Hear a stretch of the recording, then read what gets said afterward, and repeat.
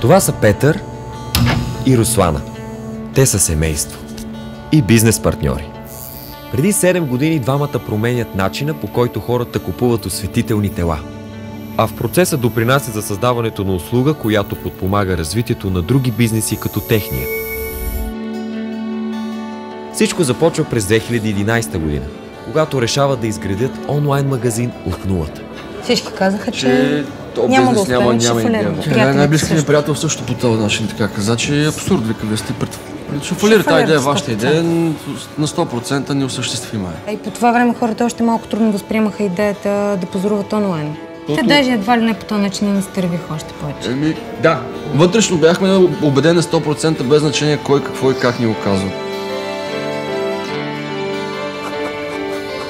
Още на старта обаче, двамата са изправени пред сериозно препятствие, което може да сложи край на бизнеса им, преди още да е започнал.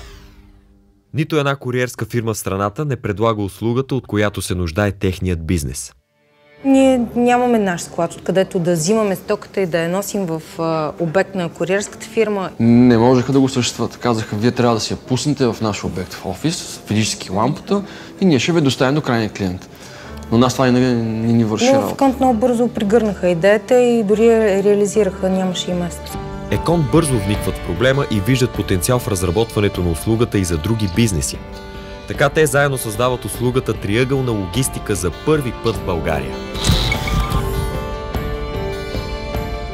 Поръчката от сайта става с един клик, а Еконт събира артикулите от складовете на дистрибуторите и ги доставя до крайния потребител.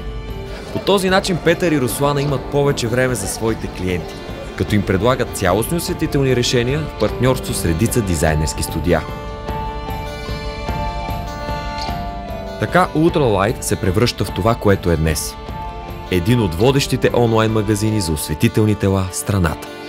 Успехът е възможен в България определено.